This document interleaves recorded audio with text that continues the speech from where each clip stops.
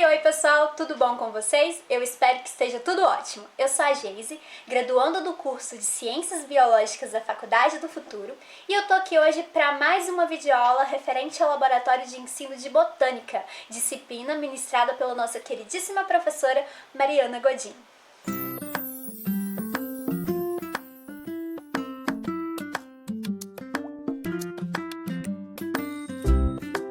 O tema da nossa aula de hoje é o estudo das plantas medicinais com atividade antiviral. Quando você ouve essa palavra medicinal, você lembra de quê? De médico, medicamento, remédio. Você lembra daquele dia lá que você estava resfriado, né? Um resfriado daqueles, ou então com aquela dor de barriga, aquela diarreia que você ficou 5 dias no banheiro, e aí a sua avó ou alguém aí da sua família foi e preparou um chá pra você com aquelas plantas lá do canteiro da sua casa, do seu quintal, e aí rapidinho você ficou forte, pronto para as batalhas do dia a dia. Bom, pessoal, essa coisa aí de utilizar as plantas com finalidades medicinais, isso está presente na humanidade há milhares e milhares de anos. Então, a gente vai começar a nossa aula dando um contexto histórico para a gente entender melhor essa relação dos seres humanos com as plantas. Então, gente, lá na antiguidade, nas sociedades clássicas, né, como na Roma antiga, na Grécia antiga, a gente já consegue encontrar indícios dessa relação do ser humano com as plantas, né, com práticas fitoterápicas. Fitoterapia, para quem não sabe, é a utilização das plantas para finalidades medicinais, para tratar enfermidades, etc. E aí, pessoal, ao longo da história, o homem foi tendo mais experiência, ele foi aperfeiçoando esses conhecimentos naturais e, com o passar do tempo, ele foi associando esses saberes naturais com rituais, com rezas. Vai falar aí se você nunca foi em uma bezedeira ou você conhece alguém que já foi em uma bezedeira. Eu já fui. Então a gente consegue aí detectar, né, essa associação. E aí, pessoal, em meados lá do século XVI, quando os colonizadores europeus chegaram no continente americano, eles ficaram maravilhados com tanta espécie de bicho, espécie de planta que eles não conheciam. E aí eles ficaram muito empolgados, eles queriam pesquisar mais, eles ansiavam por esse conhecimento, né, essas riquezas naturais que até então eram desconhecidos por eles. E lá em meados do século XVI também descobriu-se um país abençoado por Deus e bonito por natureza, mas que beleza, descobriu-se o Brasil. O Brasil, hoje em dia, gente, a gente sabe que ele é o país com maior biodiversidade do mundo. Imagina naquela época, quando os europeus chegaram aqui e deram de cara com aquele monte de espécies da flora, da fauna. E aí os nativos que viviam aqui, pessoal, eles já tinham esse conhecimento sobre as plantas, sobre as riquezas naturais, e foram os indígenas, né, os nativos aqui do Brasil, que foram responsáveis por ensinar aos europeus quais plantas eles poderiam utilizar para se alimentar, que eles poderiam utilizar para fazer remédio, né, para chá, para tratar enfermidades. Isso mesmo, foram os indígenas que passaram esses conhecimentos para os europeus. E se a gente for olhar na literatura, a gente encontra assim vários registros que mostram, né, esse contato que os europeus tiveram com os indígenas e essa relação que eles tiveram com as plantas. Eu vou colocar aqui no slide algumas dessas falas para a gente poder observar. A primeira é do Pero Vaz de Caminha, uma carta que ele escreveu para o rei de Portugal na época, que era o Dom Manuel I. Vou colocar para a gente poder ver. Então, gente, aqui é uma parte de uma carta que o Pero Vaz de Caminha escreveu para o rei de Portugal, o Dom Manuel. Vamos ver o que ele diz.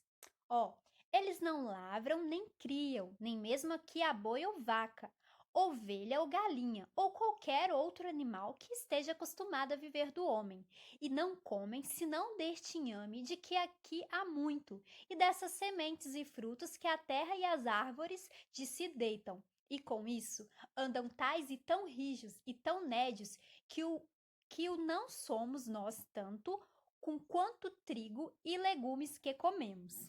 Então, gente, nessa fala do Pero Vaz de Caminha, a gente consegue identificar que ele reconhecia, né? Ele afirmava que a dieta dos nativos daqui fazia bem para a saúde deles, né? E isso é super legal. E tem uma outra fala também que eu encontrei, que é de um religioso o Frei Vicente de Salvador, que ele, na época, ele estava observando os índios, né, e estudando. Ele até escreveu uma obra que é Histórias do Brasil, e ele também ele relatou sobre essas experiências com as plantas. Ele falou de um óleo que era extraído de uma árvore chamada copaíba, que era bom para as feridas. Eu vou colocar a fala para a gente poder analisar também. Então, o Frei Vicente de Salvador, ele diz o seguinte na sua obra com referência ao óleo de copaíba. Ó, saram quaisquer chagas, principalmente de feridas frescas, posto com o sangue de tal modo que nem ficam delas sinal algum depois que saram. Então, pessoal, se a gente for olhar aí na literatura, a gente consegue identificar vários registros dos colonizadores da época, de pesquisadores que vieram aqui para o Brasil para pesquisar sobre essas propriedades medicinais das plantas, né? E com o passar do tempo, né, vários pesquisadores vieram aqui para o Brasil, atraído, como eu disse, pela grande biodiversidade, e aí eles começaram a fazer pesquisas, começaram a fazer coletas. Muitas plantas, inclusive, foram levadas para fora do nosso país para pesquisa. Atualmente, a gente consegue identificar a importância que as plantas têm para a ciência e o quanto que esse conhecimento popular, né, esse conhecimento científico, ele contribuiu para o desenvolvimento científico. Olha só, quantas plantas são utilizadas para pesquisa, né? Por exemplo, na área da medicina, na área da saúde, para fazer medicamentos. Quantas plantas, né? Quantas substâncias são extraídas de plantas para produzir medicamentos, para tratar doenças, para curar algumas doenças também. E então toda essa construção de conhecimento, ela foi crucial para o desenvolvimento da ciência e para o desenvolvimento humano também. Vamos falar do tema da nossa aula, né? Que são as plantas medicinais com atividade antiviral. Gente, plantas com atividade antiviral são plantas que possuem substâncias que combatem ou inibem a atividade dos vírus nas nossas células e no nosso organismo, beleza? Bom, gente, eu escolhi esse tema, né, devido ao cenário que nós estamos vivendo atualmente dessa pandemia do coronavírus e também porque eu fiquei curiosa para saber se tinha algumas plantas que estavam sendo utilizadas para esses estudos. Mas primeiramente, eu gostaria de falar para vocês que nós devemos ter muito cuidado para filtrar esses monte de informação aí que a gente encontra na internet. Nesse período de pandemia, a gente recebe muita mensagem no WhatsApp, vê vídeos no YouTube, no Facebook e aí nas redes sociais de pessoas falando e de pessoas afirmando que tal planta é boa para aumentar a imunidade, tal planta é boa para combater o coronavírus, para curar o coronavírus, e aí as pessoas saem passando essas informações aí para frente sem saber se isso é verdade ou não. Então a gente tem que ter muito cuidado com relação a isso. Será mesmo que é verdade que tal planta aumenta a imunidade ou combate ao coronavírus? Bom, primeiro vamos para os fatos científicos, né? É verdade que algumas plantas aumentam a imunidade. Por exemplo, laranja, acerola, até mesmo o pimentão ajuda a aumentar a imunidade. Mas isso não quer dizer que se você se alimentar desses alimentos, você pode sair por aí na rua que você está imune ao coronavírus. Você pode sair sem máscara, você pode parar de se higienizar. Não, gente. Isso não quer dizer isso, que esses alimentos eles aumentam a imunidade. Então, quando vocês estiverem aí no YouTube, ou então você receber algum vídeo falando disso, vocês perguntem para essas pessoas se onde que ele viu essas informações, se isso tem embasamento científico, antes de sair por aí divulgando informações incorretas. Porque esse tipo de informação, gente, isso pode causar prejuízos na saúde dos seres humanos. E um exemplo que eu posso citar para vocês é de uma planta que foi proibida a circulação dela aqui no Brasil devido a essas informações aí que ninguém sabia se era verdade, que estavam sendo passadas, que é a Moringa oleífera. É uma planta da família Moringácea. A Anvisa que, para quem não sabe, a Anvisa é a Agência Nacional de Vigilância Sanitária e é a Anvisa que regula aí quais medicamentos podem ser vendidos e circulados aqui no Brasil. E a Anvisa, pessoal, ela proibiu a circulação dessa planta, da moringa oleífera. Eu vou colocar para vocês aqui no slide o site oficial da Anvisa que está dizendo isso. Prestem atenção. Aqui, pessoal, nós estamos no site oficial da Anvisa. Eu vou colocar o link na descrição do vídeo para vocês poderem ter acesso depois também. Então, tá aqui o seguinte, o título, ó, Proibidos alimentos com moringa oleífera. E tá dizendo o seguinte no texto.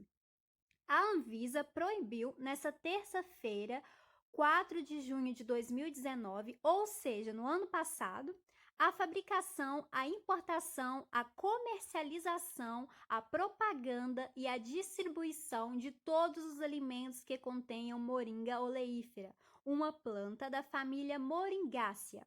A medida que vale para todo o território nacional, então é para todo o Brasil, abrange tanto alimentos que contenham a moringa oleífera como constituinte em quaisquer forma de apresentação, como chá, cápsula e etc., quanto o próprio consumo.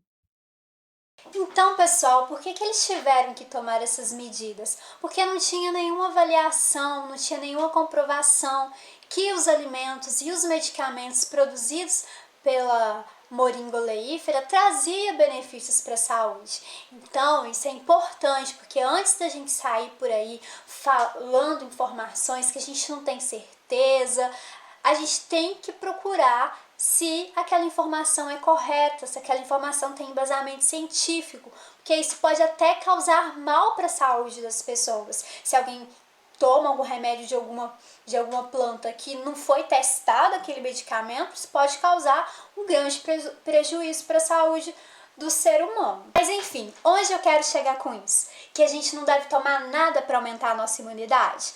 Não! O que eu quero dizer é que a gente tem que procurar se informar mais, procurar fontes confiáveis. Se alguém falar que tal planta tem X substância para ajudar na nossa saúde, a gente tem que ver se isso foi testado e comprovado pela ciência. Muitos do conhecimento popular, do conhecimento empírico, muita coisa desse conhecimento ajudou os cientistas, a obterem as informações que eles têm hoje, mas isso foi comprovado para a ciência para depois isso ser passado para a população. Então, tem várias informações aí na internet que são disseminadas. Algumas a gente não deve confiar, como eu disse, mas tem várias coisas corretas, artigos científicos disponíveis para a gente poder estudar. E eu trouxe um deles aqui para vocês e a gente vai analisar eles juntos. Vou colocar aí no slide para a gente poder ver.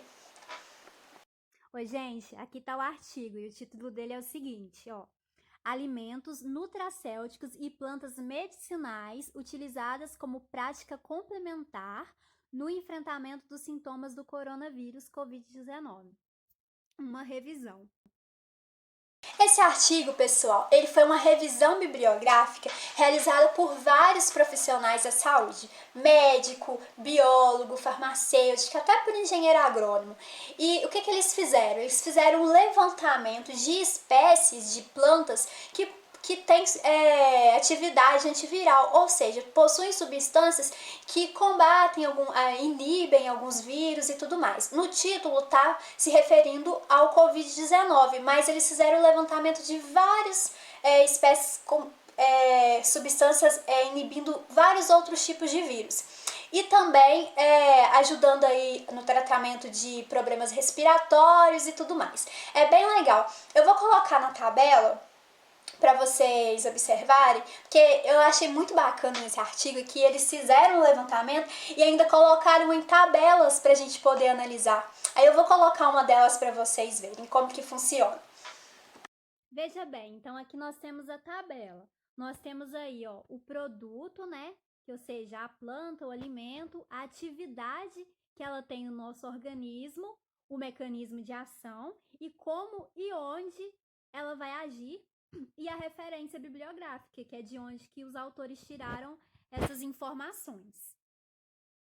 Como eles fizeram uma revisão bibliográfica de artigos do mundo todo, então deu assim uma grande quantidade de plantas. E aí eu separei só algumas para mostrar para vocês. Eu vou colocar a imagem e o nome científico da planta e, quando possível, vou falar o nome popular também e para que ela serve.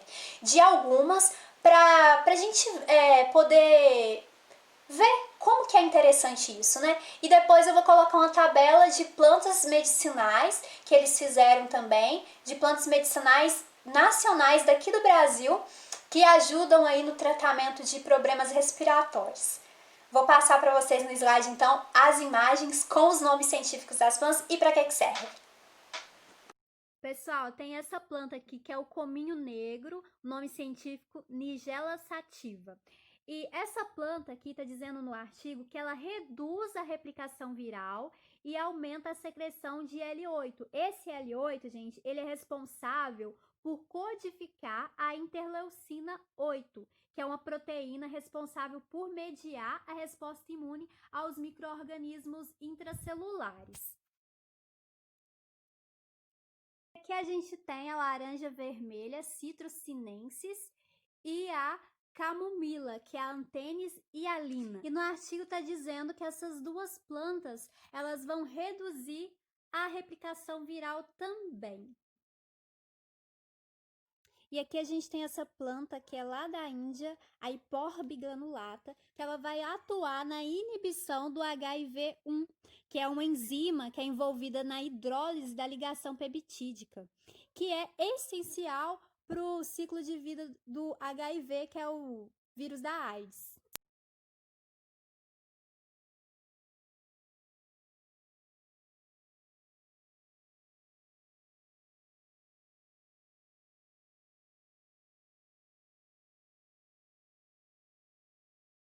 Essa outra planta aqui, Vitex trifolia, ela foi utilizada na redução da SARS.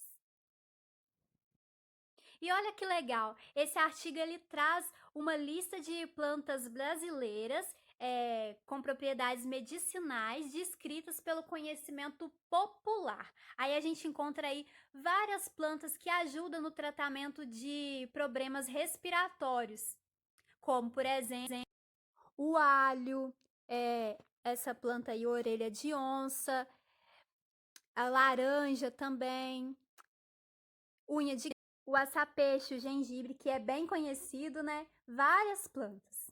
Bom, gente, esse é um dos artigos que eu encontrei falando aí, né, da importância das plantas, que está relacionado com a nossa saúde, plantas com atividade antiviral. Eu vou deixar aqui na descrição do vídeo outros artigos que eu li também para preparar essa aula. E aí, se vocês quiserem estudar, é muito legal os artigos. Com essa aula, então, a gente chega à conclusão da importância que as plantas têm para nós, né? O quanto que elas têm nos ajudado, o quanto ainda elas têm a nos ajudar. Então é por isso que a gente deve zelar pela conservação e preservação da nossa flora. Pensa só, o tanto de espécie, gente, que foi perdida aí devido à degradação e à exploração. Espécies que poderiam ser a cura ou tratamento para algum tipo de doença. E vocês já pararam para pensar quantas espécies ainda podem ser descobertas? Fiquem aí com esse questionamento. Eu vou ficando por aqui, pessoal, com mais essa aula. Eu espero muito que vocês tenham gostado do assunto. Eu preparei esse conteúdo com muito carinho para vocês. E eu tô com muita saudade. Fiquem em casa, se cuidem. E em breve a gente vai se encontrar novamente. Beijos e até mais! Tchau!